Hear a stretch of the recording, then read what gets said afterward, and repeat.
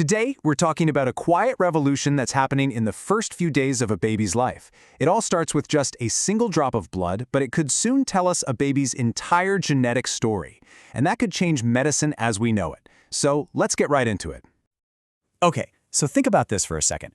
What's the very first medical test that almost every single newborn gets? You've probably seen it in a movie, or maybe you've been there for it yourself. It's this tiny but really significant moment for new parents. Any guesses? Yep, you got it. The heel prick test. Its official name is the newborn blood spot test. And look, it's been a total cornerstone of public health for decades. But let's dig a little deeper. What is it actually looking for? And maybe even more important, what is it missing? All right, first things first. Let's talk about the system we all know, the one we've been relying on for years. Because you really have to understand this to see why what's coming next is such a game changer. Okay, so here's the current deal in the UK. The test happens on day 5 using a tiny prick on the baby's heel. But here's the part you really need to get. It's not looking at DNA. It's looking for something called biomarkers. You can think of them like little chemical smoke signals that tell you a fire, the disease, has already started. And pretty much everyone does it. The uptake is around 97%, which is incredible. It's a hugely successful public health program. But, and this is the big but, for all that success, this test screens for only 9 conditions. Just 9. Now, for those 9 conditions, it's an absolute lifesaver because they're all treatable. But it really begs the question, right? What about all the other diseases, the thousands it just can't see? And that right there is the heart of the problem. That leaves us to this desperate race against the clock that so many families find themselves in when their child has a rare disease. You hear rare disease, and you think it's, well, rare. But check out this number, 1 in 17. That's not rare at all when you put them all together. Think about it. That means in every single school classroom, there are probably 1 or 2 kids affected. It's truly staggering. And the impact on kids is just devastating. I mean, look at this. The first bar shows that a whopping 80% of these diseases are genetic in origin. And the second one, well, it's heartbreaking. 30% of children with a rare disease won't live to see their 5th birthday. That's not just a statistic. That's a powerful reason to find a better way.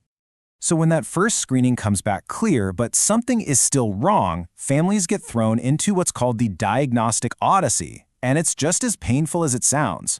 We're talking years of bouncing from one specialist to another, endless tests, all while your child is getting sicker. You're just desperate for an answer, for a name for what's happening. And all that time, it's precious time being lost. But what if you could skip that whole odyssey?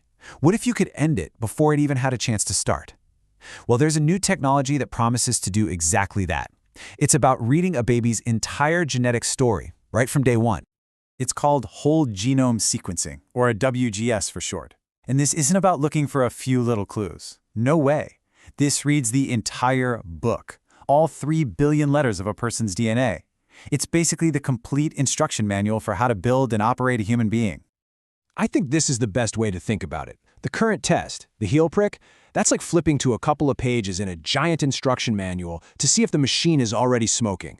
But whole genome sequencing, that's like reading the entire manual from cover to cover before you even turn the machine on.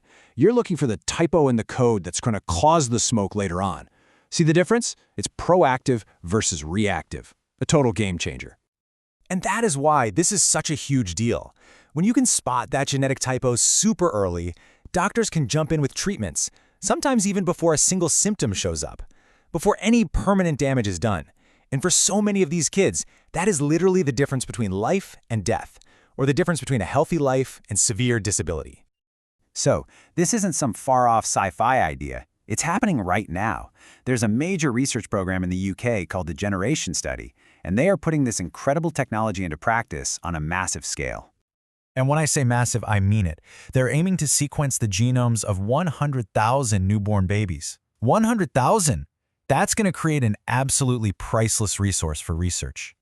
Now, they're not just fishing for anything and everything. They're being really smart and targeted about this. They're expanding the list of conditions from 9 to over 200, but there are some really strict rules. The condition has to show up in the first 5 years, and, this is key, there has to be an effective treatment for it that you can get through the health system. The whole point is to find things you can actually do something about. Just as important is what they're choosing not to report, and this is a really big ethical line they've drawn. They won't tell parents about conditions that pop up in adulthood, like Huntington's. They won't report on untreatable conditions, and they won't tell you if you're just a carrier for something. It's all designed to avoid causing a lifetime of worry without any clear benefit. So if you're a parent, how does this actually work? It's pretty straightforward. You learn all about it during pregnancy and give your consent.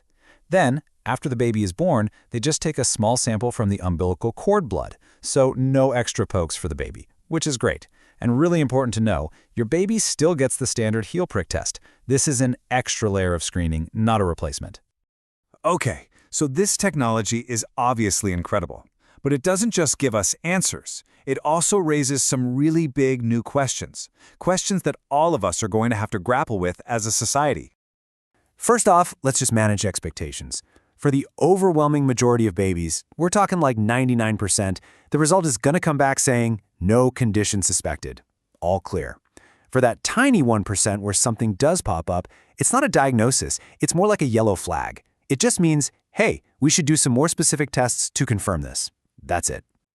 And this is where things get complicated.